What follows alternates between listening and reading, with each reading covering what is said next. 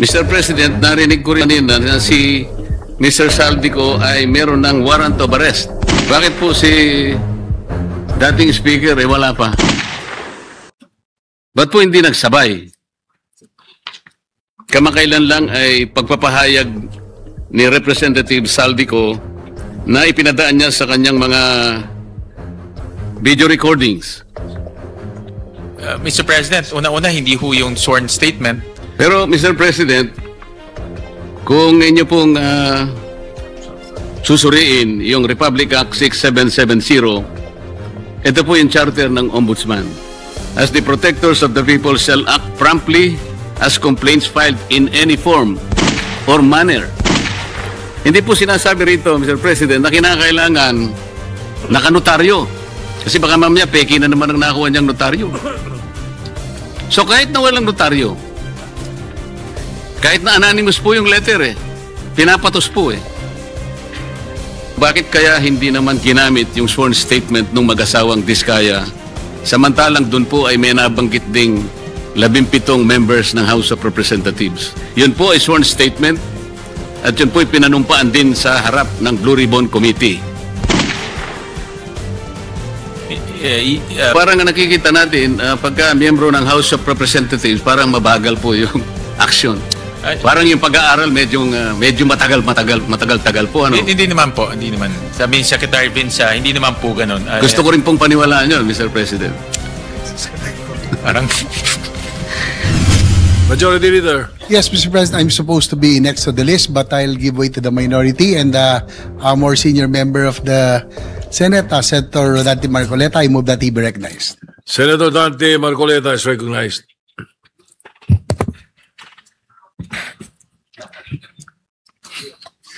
Thank you, Mr. President. Ilang pagtatanong pa po, Mr. President, kung papayagan pa po tayo kahit na medyo lumalalim na po ang gabi.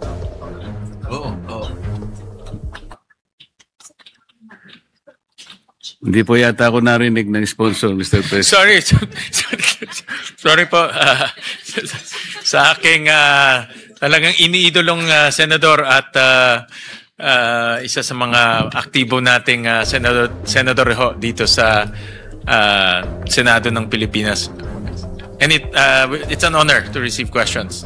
Salamat po sa assurance, Mr. President. Ang COA po kasi, Mr. President, ay nagsumite ng listahan po ng newly uncovered fraudulent flood control project sa Bulacan, totaling hundreds of millions of pesos in supposed public works that either do not exist or were implemented in entirely different sites. Meron po ba silang tamang pagbilang kung ilan po talaga yung nabilang na ghost projects sa Bulacan, Mr. President? Well, kanina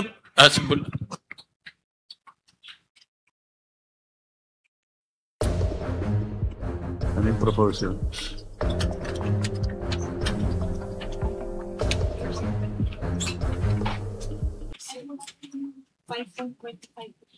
Identified the ghost projects is 8,000. So 5.25% po ng 8,000. Hindi yan ang ibig sabihin, yung ratio proposal para ma-estimate na.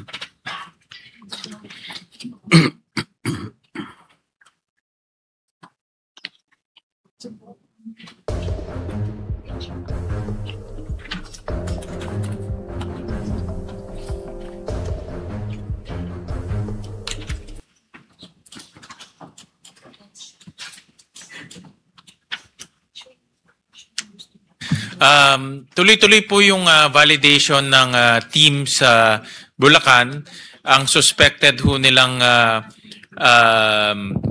ghost projects is 37, and out of that 37, 7 po ang ghost projects, Mr. President. Validated ghost projects out of the 37. At ang COA rin po, meron ho silang fraud audit kinoconduct sa Bulacan, at ang next nila po will be Metro Manila. In fact, yun po yung aming usapan ni chairman ng COA po. Sino po ang mas accurate, Mr. President? Yun pong bilang ng COA o yung bilang ng DPWH? Actually ho, nagko-coordinate ho sila, no? Because at the end, it's DPWH rin po ang magpa-file rin ng kaso. So, nagko-coordinate ho sila. In fact, itong mga agencies, insofar as flood control, this flood control issues concerned, nagko-coordinate very closely ho ang mga ahensya. Kasi po, Mr. President, ang pagkakaalam ko, fraud audit lang ginagawa ng COA. Hindi naman siya talaga nag-inspect kung alin talaga yung ghost projects. Kaya, maaaring hindi siya mabuting basihan kung ang pag-uusapan ay yung pagtansya o pagbilang ng tamang bilang ng lahat ng masasabi nating flood control, ghost flood control projects. Yung fraud audit po, Senator Marcoleta, ay composite team ang binuo ng COA and ng DPWH. So meron hong tao ng COA, meron din tao ng DPWH. Kasi yung technical side ho is really importante po ang DPWH dahil mga civil engineers ho yan. So composite team po ang binuo nila. Kasi po ang pagdududa ng representasyong ito, Mr. President, ay nanggagaling sa katotohanan na ang COA po ay isa sa mga sangay ng ating pamahalaan na dapat nakatutok talaga yun eh. Ang katotohanan nga po, lahat ng mga district engineering, bang tawag dyan, DE, opisina ng mga district engineers, meron pong resident auditors yan eh. Paano po natin masasabing ghost project? Dumaan naman sa kanila yun eh. Lahat po dumadaan din sa resident auditor eh. Ang iba nga pong nagsasabi complicit nga yung resident auditor sa mga project. At sabi po nila, Mr. President, tumatanggap din po ng commission po yung resident COA. Kaya kung sila po yung magbibilang, parang pagdududahan din, Mr. President. Yun ang punto lamang dito. Gusto natin kasing malaman, kasi po kanina, nalaman natin, sa ngayon po ay allegedly 420 pa lang ang projects na na-identify na ghost out of a possible universe of 8,000 flood control projects. Tama po ba yun, Mr. President? Tama po. Pwede po bang pakwenta natin sa mga engineers ng DPWH ratio and proportion lamang po para matansya natin ilan ba talaga ang flood control project sa kabuuan itong universe para makwenta natin kung magkano talaga ang nawaldas sa pera ng gobyerno. Ratio and proportion lang po ito. Napakadali po nito. Yusek Ador Canlas, baka naman gusto mong kwentahin ito. Kanina po yung sagutin ko lang po yung unang katanungan. Ang COA bumuo ng special fraud audit team. So ito po ay nanggaling po sa COA Central. So hindi nila ginamit yung Bulacan resident auditors para po mag-audit ng mga flood control projects. So galing po ito sa central office. Yung katanungan kung magkano ho nawala, kanina pinakita po ni Senator Ping Lacson na ang estimate niya is about 29 billion pesos po ang nawala dahil po dito sa flood control, ghost flood control projects. No? So yun po yung kanyang estimate.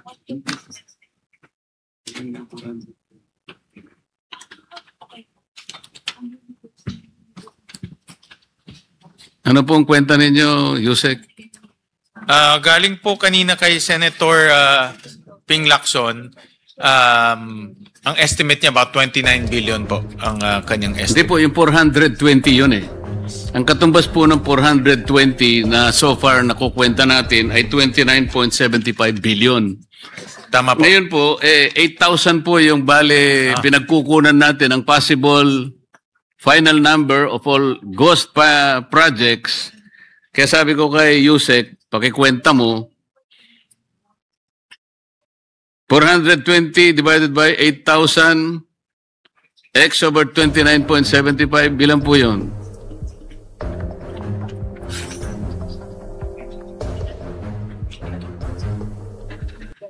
156 billion, tama po?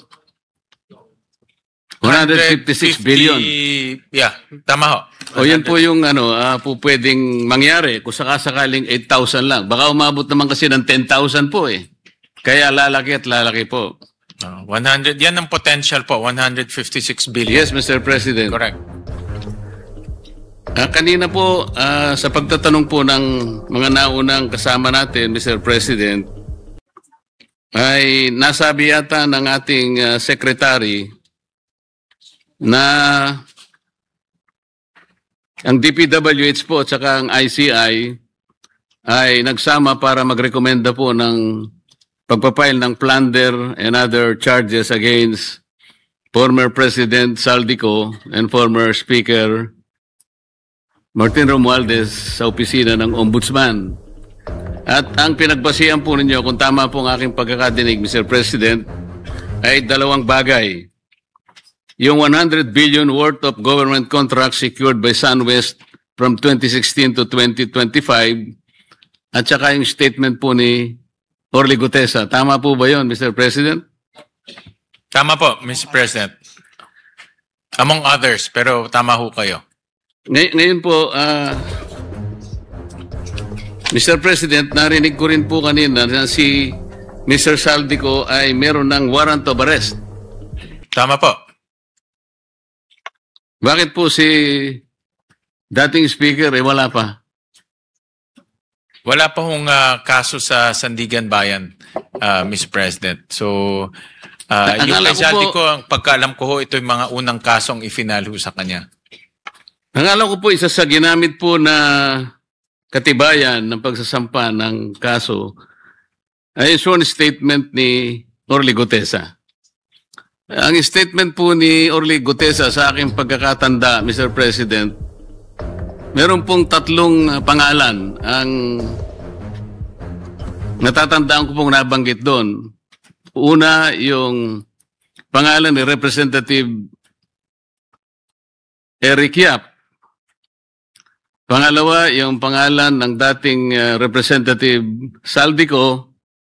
At pangalan ng dating Speaker Martin Romualdez.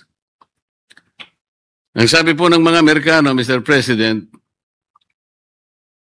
the sauce for the goose is the sauce for the gander. Bakit parang,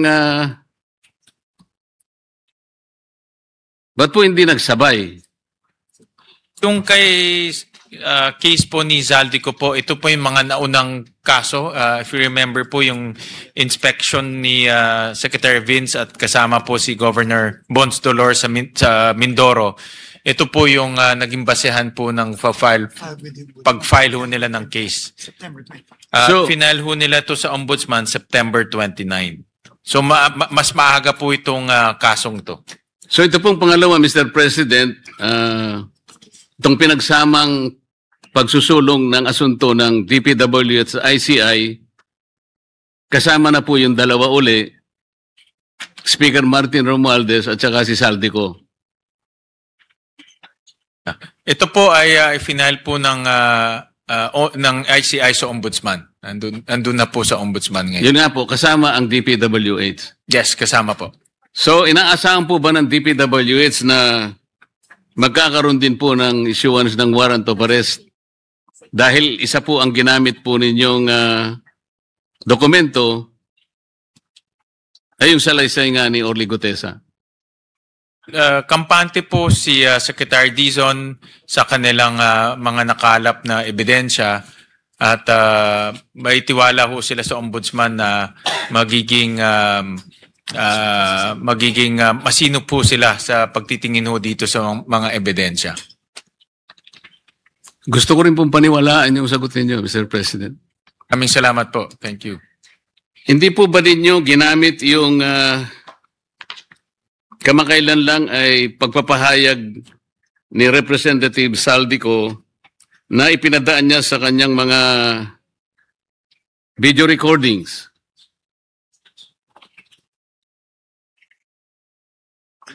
Well, Mr. President, una-una hindi ho yung sworn statement at sa video recording lang ho niya ginawa. So wala hong saysay ho yung kanyang sworn statement. Wala pong saysay yung kanyang statement. Hindi pala siyang sworn. Sorry, Mr. President. Pero, Mr. President, kung inyo pong susuriin yung Republic Act 6770, ito po yung charter ng Ombudsman. Kung tawagin po yung Ombudsman Act of 1989, dito po sa Section 13 ng batas na ito, Mr. President, sinasabi po na the Ombudsman and his deputies as the protectors of the people shall act promptly as complaints filed in any form or manner. Hindi po sinasabi rito, Mr. President, na kinakailangan nakanotaryo. Kasi baka mamaya peki na naman ang nakuha niyang notaryo.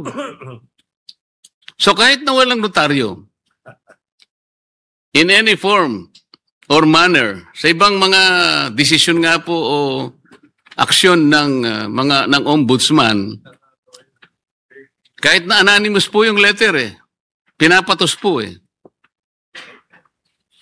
ito po hindi po letter, hindi anonymous letter, siya po ay nagpahayag sa kanyang mismong Facebook page. Hindi po ba ninyo naisip na baka pwede nyo i-fact-check naman? Baka may katotohanan naman. Hindi po natin sinasabing walang katotohanan o may katotohanan. Nasa sa inyo po kung mag-i-initiate po kayo ng evaluation sa kanyang mga paghahayag. Meron na po ba kayong nagawang ganong aksyon, Mr. President? Mr. President, Senator Marcoleta, ito po ay nasa discretion na po ng ombudsman at sila po ang meron pong kapangyarihan kung gustuhin ho nilang imbestigahan o i-pursue itong ganitong mga statements. So, nasa kanila na ho yun. Alam nyo, Mr. President, nung isang araw lang nandyan ang ombudsman. Akalain yung nakalimutan kong itanong yun. Wala pa ho yung video.